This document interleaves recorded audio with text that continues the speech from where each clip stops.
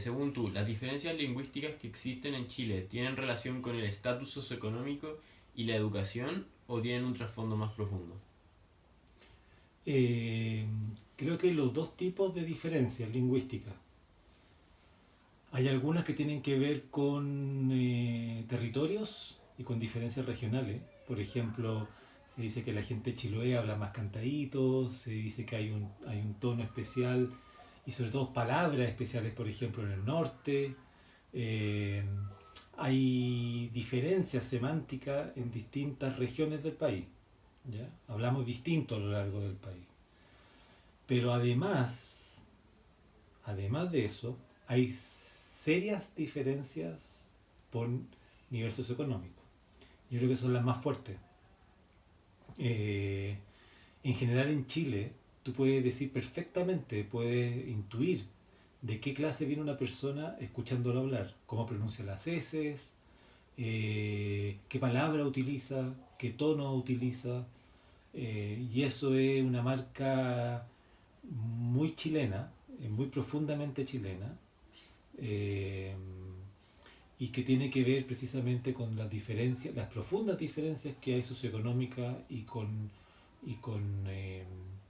los ambientes donde la gente se socializa en distintos lugares, en distintos sectores.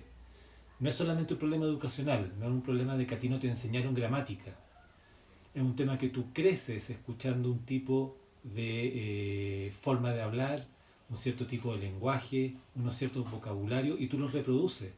Y como son espacios cerrados, segregados, en que tú no conoces otras formas de hablar, todo el mundo a tu alrededor, en el colegio, en la familia, en la feria, en la calle, en el paradero, todos hablan igual, tú nunca aprendes otra forma de hablar. Y quedas como encerrado en esa manera de hablar y esa se reproduce, tú se la traspasas a tu hija y a tu hijo, y a después y ella y ellos a sus nietos y así sucesivamente. Vale, perfecto. La segunda pregunta es, ¿cómo crees que influye el lenguaje dentro de una cultura? El lenguaje es probablemente uno de los factores que no solamente más impacta en una cultura, sino que mejor representa una cultura. Por eso se dice que es muy difícil entender una sociedad si tú no hablas su lenguaje, su lengua. Es imposible entender de verdad la dinámica, las características, por ejemplo, de la sociedad catalana si tú no hablas catalán, o de la sociedad rusa si tú no hablas ruso. Eh, por eso que la gente, por ejemplo, que está muy interesada en un autor o en una autora, aprenden su lengua para leerlo en el original. Porque no es lo mismo leer a Walt Whitman en el inglés directo, ¿no?, que leer la traducción. Y esto porque el lenguaje eh, materializa y concentra, encapsula eh, muchos supuestos, muchas normas, muchas formas de entender el mundo que tiene una sociedad, muchos valores que tiene una sociedad, que esa sociedad no necesariamente es explícita sobre esos valores y esas normas, ¿no es cierto? Pero están como encapsuladas, ¿no? Empapan el lenguaje y la vida cotidiana. Eh, Hay un famoso sociólogo que se llama Emil Durkheim que decía que no hay un hecho social, como un hecho sociológico, por decirlo así, más patente, eh, más fuerte que el lenguaje, ¿no?, que representa todas las condiciones sociales, culturales de un territorio y una sociedad. Perfecto. Em, ¿Crees que las diferentes hablas de los chilenos y chilenas pueden causar desentendimientos entre estos mismos? Dependiendo del territorio, como tú explicabas, o de la clase social. Yo creo que sí, pero no en el sentido de que hayan palabras que no entendamos y que hayan como malos entendidos o equívocos, ¿no? Eh, Algo que sí puede suceder en en otros países del mundo, como en Inglaterra, por ejemplo, que el inglés escocés es totalmente diferente al inglés del sur de Inglaterra, por ejemplo. Y que ahí efectivamente puede ser que dos personas hablen inglés, y simplemente se entiendan la mitad. y pueden haber equívocos y equivocación y malos entendidos. En Chile no creo que lleguemos a eso, no me parece, salvo algunas palabras, ¿no es cierto? Por ejemplo, que en Valparaíso sí se pan batido a la marraqueta, pero rápidamente entendemos.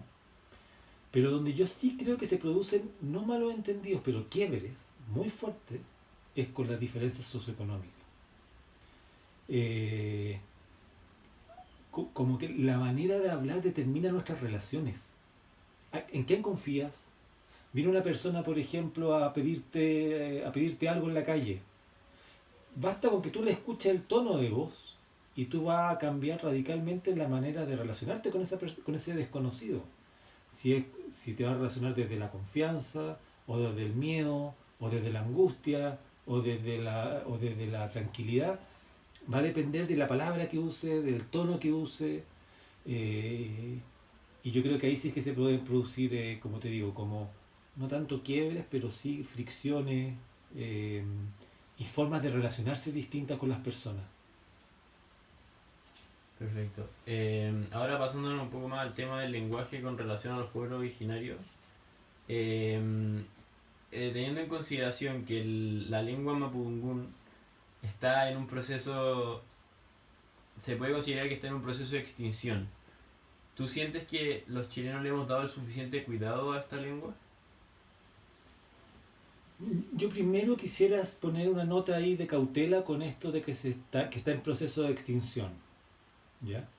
Efectivamente, hoy en día se tiene que hablar bastante menos mapudungún que lo que se hablaba en el siglo XIX, no cabe duda. No cabe duda que habla menos gente hoy en día en las comunidades mapuche de la que hablaban hace 40, 50, 60 o 100 años atrás. Pero también es cierto que se está revitalizando un montón. También es cierto que siempre ha habido un núcleo que ha hablado mapudungún. Entonces, a mi modo de ver, si precisamente queremos cuidar y proteger al mapudungún, hay que evitar hablar que se está extinguiendo, ¿no? Porque da la impresión de que el mapudungún es una cosa como pretérita, como una cosa media folclórica, que existió en un pasado, en vez de hacerlo existir en el presente como algo que a lo mejor no es muy popular, en el sentido que no es muy expandido, pero que tiene una fuerza, tiene una vitalidad. Las comunidades se lo están reapropiando, lo están revalorizando, la gente joven está volviendo a hablar mapudungún, los chilenos y las chilenas también. Nos está interesando cada vez más hablar mapudungún. Entonces, yo trataría de evitar hablar que se está extinguiendo como si fuese una especie extraña en algún pasado pretérito. ¿Ya? Y con respecto a la pregunta específica, yo creo que efectivamente había un proceso racista, derechamente, que ha hecho que las propias comunidades mapuche, que las propias familias mapuche, le hayan prohibido a sus hijos hablar mapudungún. Hay un montón de historias y de crónicas, ¿no es cierto?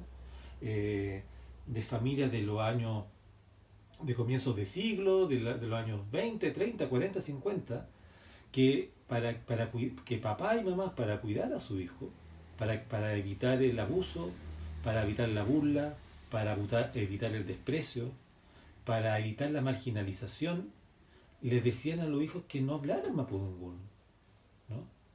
Y eso por un proceso de racismo, ¿no?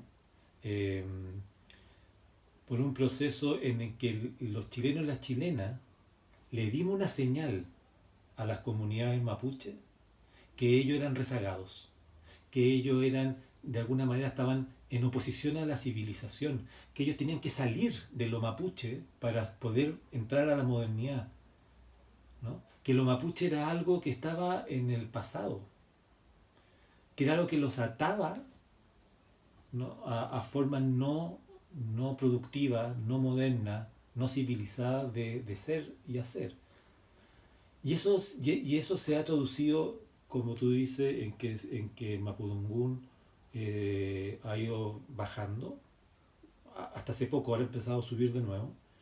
Eh, y evidentemente el Estado chileno y los chilenos y las chilenas hemos sido súper descuidados, y súper violentos con el Mapudungún, prohibiéndolo o mofándonos o no dándole el espacio que se merece. Entonces tú encuentras que aún queda mucho por educar acá en Chile con respecto a la cultura mapuche y al mapudungún en sí. Exacto. O sea, eh, como hablábamos al comienzo, si uno entiende que no hay mayor consolidación de sentido que el lenguaje en una sociedad, si las sociedades encuentran en el lenguaje su máxima expresión de su identidad, nosotros tenemos en este territorio llamado Chile, bueno, no solamente el Mapudungún, también tenemos Aymara, Quechua, Kunza, ¿no es cierto? Pero tenemos importantemente, ¿no es cierto?, el Mapudungún, y que debería ser una fuente de orgullo y una forma, y tendríamos que entenderlo no como un patrimonio, no como algo pasado, sino como un elemento activo de nuestra identidad presente. Sin ir más lejos, la cantidad de palabras que nosotros usamos, que tienen base en Mapudungún, ¿no es cierto? O son derechamente en Mapudungún. O sea, de partida la toponimia, los nombres. Manquehue, Vitacura, Apoquindo, Macul, Peñalolén. Son puros nombres en Mapudungún. Y después una cantidad de palabras que decimos nosotros en la vida cotidiana. Metrapiqué, Piñén, Negro Curiche, ¿no? Hacer un malón. Entonces, nosotros de alguna manera hemos hecho un ejercicio que es muy violento y que de nuevo yo lo llevo al racismo, que hemos como invisibilizado nuestras profundas y sustantivas bases mapuche. Existen y están en el mundo popular, están en las palabras que usamos. La gente del campo la usa, aunque no sea mapuche. Nosotros la usamos, pero seguimos creyendo como que somos blancos y como que lo mapuche está en otro lado, ¿no? Que lo mapuche es como unos territorios en el sur que están como en guerra, cuando son activamente parte de nuestra cultura y de nuestra vida cotidiana, en el lenguaje, sin ir más lejos.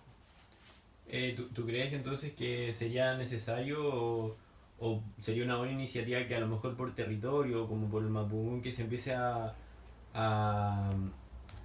a fomentar la enseñanza del mapudungún o de otras lenguas originarias en los colegios o en la educación básica? Sí, estoy totalmente de acuerdo con eso. Eh, ¿Por qué crees que es tan fundamental? porque,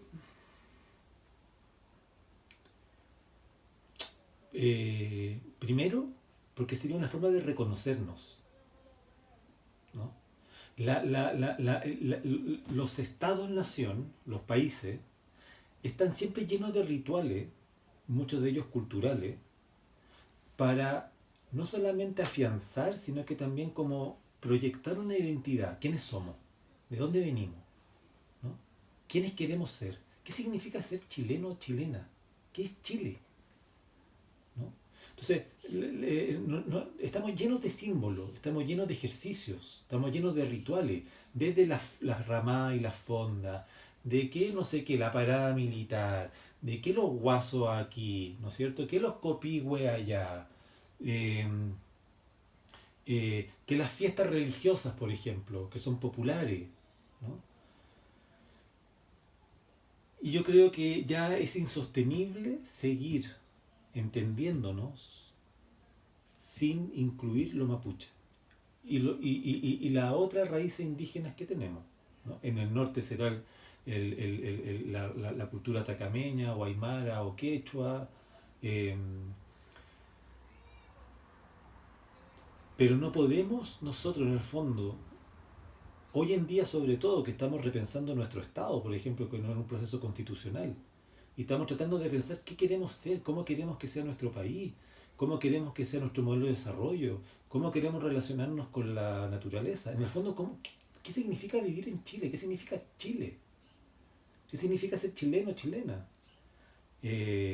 Reconocernos como descendientes mapuche y lo mapuche como un elemento central de nuestra cultura, me parece que es absolutamente central. Eso es una cosa. Y lo segundo, por un tema de reparación por siglos de violencia a un pueblo, que eran los pueblos originarios, la primera nación que existía en este territorio, y que ha sido despojada, eh,